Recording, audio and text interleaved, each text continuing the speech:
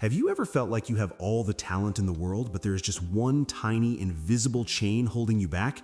You have big dreams, you want to do amazing things, but every single morning the battle is lost the moment that alarm rings. You hit snooze, you tell yourself just 5 more minutes. But what if I told you that those 5 minutes are secretly costing you your biggest opportunities? I want to share a story with you. It is about a young man named Elias. Elias was a sculptor who lived in a bustling coastal city. His hands were magic. When he took a chisel to a block of rough marble, he did not just carve stone, he breathed life into it. His statues looked as if they might step off their pedestals and start speaking. Everyone who saw his work agreed that he was a generational talent. But Elias had one major flaw. He loved the comfort of his heavy blankets way too much. He was not a bad person, and he certainly wasn't unmotivated when he was actually working, but he simply could not wake up in the morning. Every day, the sun would rise, the harbor would come alive with wealthy merchants and sailors looking to buy goods, and the morning market would be completely packed. And every day, Elias would be fast asleep. He would finally roll out of bed around noon, stroll into his dusty workshop, and start his day long after the rest of the city had already done their most important work. People warned him. His friends would tell him that the best buyers only walk the streets in the cool morning air. But Elias would just wave them off. He would say, "What does it matter what time I work, as long as the art is beautiful? True talent does not rely on a clock." But time, as we all know, waits for no one. One day, the city's wealthy governor announced a massive project. He wanted to commission a giant marble centerpiece for the grand opening of the new town square. It was the kind of job that would make an artist a legend, bringing endless wealth and respect. The governor decided he would personally visit the best sculptors in the city at the very break of dawn to see who possessed the dedication required for such a massive undertaking.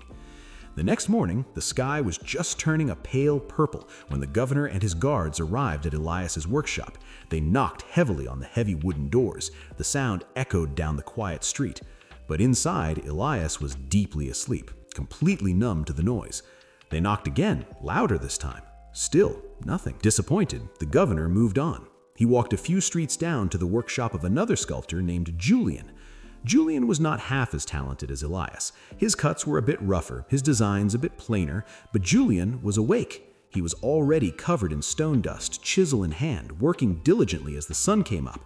The governor was impressed by his discipline and handed Julian the contract right there on the spot.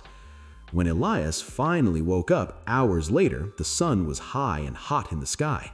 He walked out to get some water and heard the news from a neighbor. The commission was gone. The opportunity of a lifetime had literally knocked on his door, and he had slept right through it. Elias was devastated. He felt a heavy, sinking feeling in his chest. He wandered down to the docks, staring out at the ocean, feeling like a complete failure. An old retired sailor named Captain Vance, who was mending some fishing nets nearby, noticed the young man's miserable expression. Vance called out to him, asking what could possibly make a young man look so defeated on such a beautiful day. Elias poured his heart out. He confessed his struggle. He explained how he desperately wanted to be great, but he just could not conquer his own mind in those early morning hours. The old captain smiled softly, his eyes crinkling at the corners. He told Elias that he was looking at the morning all wrong. He said, "If you really want to know how waking up at 5 a.m. will change your life, you need to understand the story of the 2 pearl divers." Vance pointed out to the deep water. He said, "Imagine 2 divers.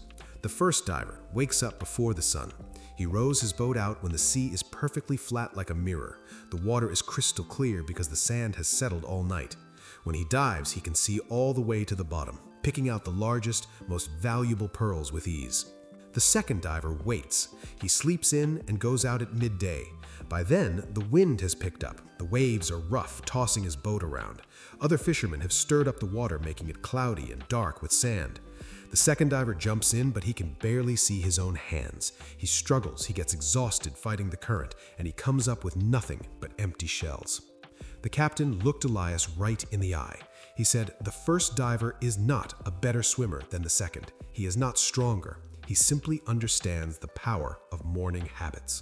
By waking up early, he gives himself a clear vision and a calmed sea. He gives himself a head start before the world gets messy." That conversation changed something deep inside Elias. That night, he made a firm decision. No more excuses. He set his tools out and prepared a block of raw marble. The next morning, his eyes snapped open in the dark. His body begged him to stay in the warm bed. The voice in his head told him to just close your eyes for 5 more minutes. But he pictured the cloudy, rough water. He threw off the blankets and stood up. He stepped outside into the cool, crisp air. The city was totally silent. The sky was painting itself in brilliant shades of orange and gold. For the first time in his life, Elias felt completely in control. He went into his workshop and picked up his chisel.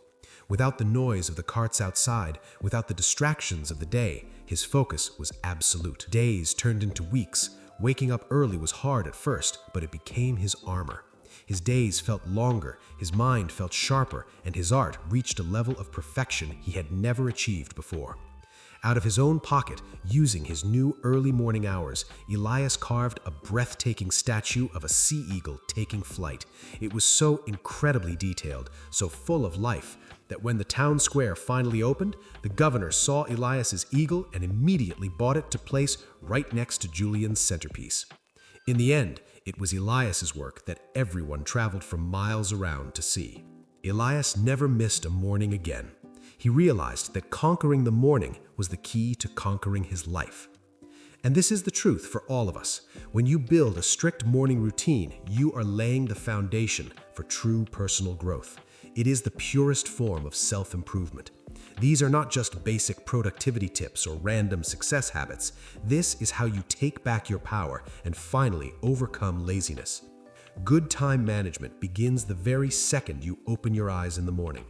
The simple choice of waking up early is one of those rare life-changing habits that will absolutely unlock your potential. If this story brought some value to your day and inspired you to take control of your own mornings, please make sure to hit that like button and subscribe to the channel. Let's build a community of early risers who never let their dreams sleep in. Thank you for listening.